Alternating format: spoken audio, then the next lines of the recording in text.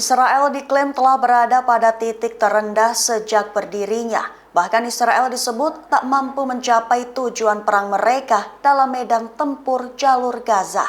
Mengutip Roya News pada 5 September, kabar itu diutarakan oleh mantan Kepala Staf IDF, Gadi Eisenkot dalam konferensi persnya. Gadi menyerang Benyamin Netanyahu dengan pernyataannya. Ia mengatakan bahwa Israel telah berada pada titik terendah sejak berdirinya, merujuk ketidakmampuan Israel dalam mencapai tujuan perang mereka. Selain itu, Gadi Eisenkot mengatakan bahwa Netanyahu sebagai Perdana Menteri juga telah mengabaikan ancaman-ancaman Iran. Satu di antaranya bersikeras mempertahankan kendali atas koridor Philadelphia. Eisenkot mengatakan bahwa Netanyahu mendelegitimasi Yoav Gallant selaku Menteri Pertahanan dan para perwira militer Israel dalam pernyataannya mengenai kendali atas perbatasan Gaza Mesir tersebut. Lebanon lagi-lagi melontarkan serangan balas dendam dengan menggempur Israel. Pertama kalinya roket Katyusha Hizbullah menghantam wilayah pemukiman Neot Mordechai, tenggara pemukiman Kiryat Shmona. Mengutip Al-Mayadin pada 5 September, serangan Hizbullah itu telah terjadi sejak Kamis 5 September 2024 pagi waktu setempat. Hizbullah diklaim telah melontarkan sekira 100 roket Katyusha ke wilayah utara yang diduduki.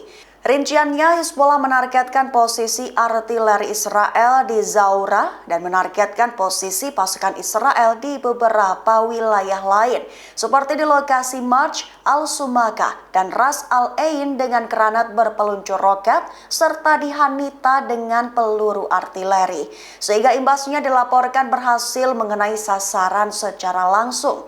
Selain itu, kerusakan juga dilaporkan terjadi di Kiryat Shmona, di mana sebanyak 5 unit rumah hancur. PD Israel mengkonfirmasi bahwa sirine dibunyikan di pemukiman Kiryat Shmona, Neot Mordechai, Lahavot Habashan, Farblum, dan Misgaf Am. Mereka juga melaporkan bahwa beberapa proyektil juga jatuh di dataran tinggi Golan namun tanpa memicu alarm. Perdana Menteri Israel Benyamin Netanyahu apakah ada rencana untuk mengakhiri perang? Pemimpin oposisi dan mantan Perdana Menteri Israel Yair Lapid memberikan jawaban.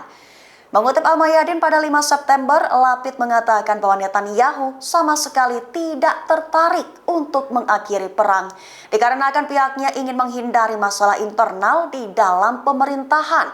Lebih jelasnya, Lapid mengklaim bahwa pemerintahan Netanyahu menghindari mengakhiri perang untuk menghindari tantangan di dalam Israel.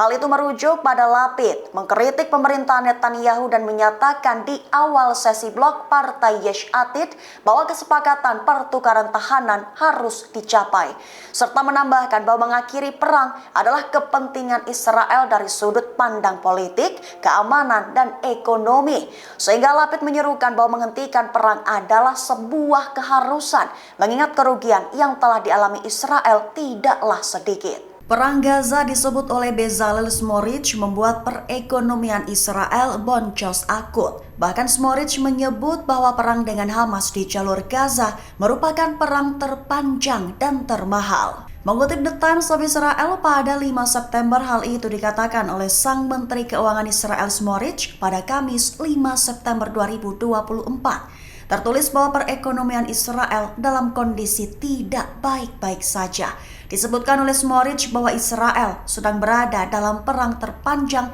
dan termahal dalam sejarah Israel, terkhusus dengan kerugian langsung sekira 54 miliar dolar hingga 68 miliar dolar. Smotrich bahkan menyatakan bahwa perang Hamas Israel dimulai dengan krisis besar antara negara dan warganya, sehingga Israel disebutnya harus membangun kembali kepercayaan dengan para warga mereka. Turki mendukung Mesir dan menentang pernyataan Benyamin Netanyahu soal mempertahankan pasukan di koridor Philadelphia. Mengutip God News pada 5 September, kabar itu diumumkan oleh Kementerian Luar Negeri Turki pada Rabu 4 September 2024 kemarin. Dijelaskan dalam pernyataan bahwa Netanyahu melanjutkan kebohongannya untuk memanipulasi opini publik demi menutupi kejahatannya di Gaza dan mencegah negosiasi gencatan senjata dalam mencapai hasil. sehingga Turki menegaskan kembali bahwa kehadiran militer Israel di koridor yang sebelumnya dikendalikan Mesir itu tidak bisa diterima. Sementara itu, Presiden Turki Recep Tayyip Erdogan juga bersuara. Ia menegaskan bahwa Turki menolak tuduhan dan upaya Israel untuk menyeret negara lain ke dalam eskalasi di kawasan.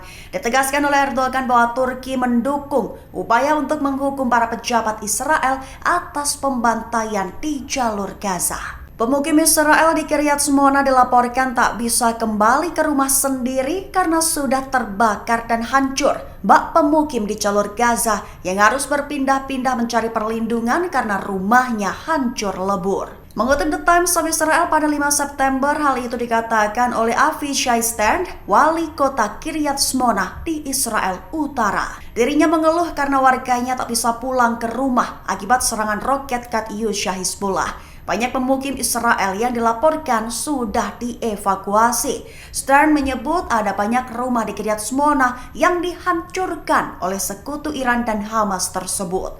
Ia pun menyatakan bahwa pihaknya harus berkata kepada banyak keluarga bahwa mereka tak akan punya rumah untuk kembali, serta ada pula rumah yang harus dihancurkan dan dibangun ulang.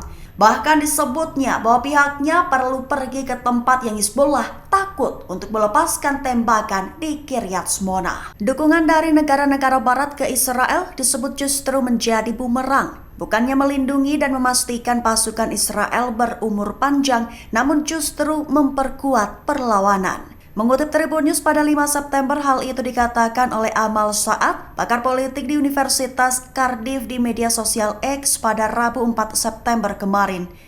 Ditulis oleh Saad bahwa dukungan pemerintah barat disebut melanggar hukum dan sangat tidak etis. Bahkan disebut jauh dari melindungi Israel atau memastikan keberlangsungannya, dukungan tanpa syarat barat justru telah mengantarkan paradigma perlawanan baru yang tangguh di seluruh Timur Tengah. Selain itu, dukungan dari barat terhadap Israel telah menimbulkan konsekuensi yang luas. Tak hanya melemahkan legitimasi domestik para pemimpin barat berdasarkan normalisasi genosida, kejahatan perang dan kolonialisme, namun justru telah mendorong dan mengobarkan pertumbuhan poros perlawanan dengan cara-cara yang tidak akan pernah dapat dicapai oleh Israel sendiri, serta memperkuat ikatan di antara para anggotanya sambil meningkatkan kemampuan militer kolektif mereka dan memperluas pengaruh regional mereka. Benyamin Netanyahu menyebut bahwa topik Hamas tentang pembebasan Palestina dari sungai ke laut adalah kehancuran Israel. Mengutip KBRI pada 5 September, kabar itu diumumkan langsung oleh Netanyahu dalam konferensi persnya pada Rabu 4 September 2024. Awalnya Netanyahu mengatakan bahwa Israel adalah satu negara terkecil di planet ini, mengingat hanya terbentang dari sungai Yordan hingga Laut Mediterania. Baru setelah itu Netanyahu menyinggung soal jargon pembebasan tanah Palestina dari pendudukan Israel, terkhusus yang digaungkan oleh Hamas yang populer dengan sebutan From the River to the Sea. Dengan begitu Netanyahu menyebut topik Hamas tentang pembebasan Palestina dari sungai ke laut berarti kehancuran Israel. Selanjutnya Netanyahu mengatakan bahwa di Gaza adalah masalah yang berkaitan dengan pencapaian perdamaian antara orang Israel dan orang Palestina di Yudea dan Samaria. Netanyahu mengklaim orang Palestina selalu mengincar mereka, bahkan menegaskan bahwa orang Israel tak ingin mengusir orang Palestina, melainkan sebaliknya. Medan tempur tepi barat memanas. Israel membunuh 6 warga Palestina sambil terus menggempur jalur Gaza. Mengutip The New Arab pada 5 September, tentara Israel melanjutkan serangan mematikannya di tepi barat pada Kamis 5 September 2024. Sedikitnya 6 warga Palestina tewas dalam serangan udara terhadap sebuah kendaraan di daerah Tubas di wilayah yang diduduki. Selain itu, 2 orang lainnya terluka dan 1 di antaranya dalam kondisi kritis. Hal itu dikabarkan oleh Bulan Sabit Merah Palestina sesaat setelah insiden terjadi. Di antara mereka yang tewas adalah putra tahanan Palestina terkenal, yaitu bernama Zakaria Al-Zubaidi. Serangan di Tubas itu terjadi saat pasukan Israel juga melancarkan serangan udara terhadap rumah sakit Syuhada Al-Aqsa di Deir al-Balah yang menargetkan tenda-tenda yang menampung warga Palestina yang mengungsi. Media Palestina melaporkan bahwa setidaknya 4 orang tewas dan lainnya terluka dalam insiden tersebut. Ditambah lagi 4 warga Palestina lainnya juga tewas dalam serangan di timur kota Gaza dan Khan Younis juga pada Kamis 5 September 2024 hari ini. Download Tribun X sekarang, menghadirkan lokal menjadi Indonesia.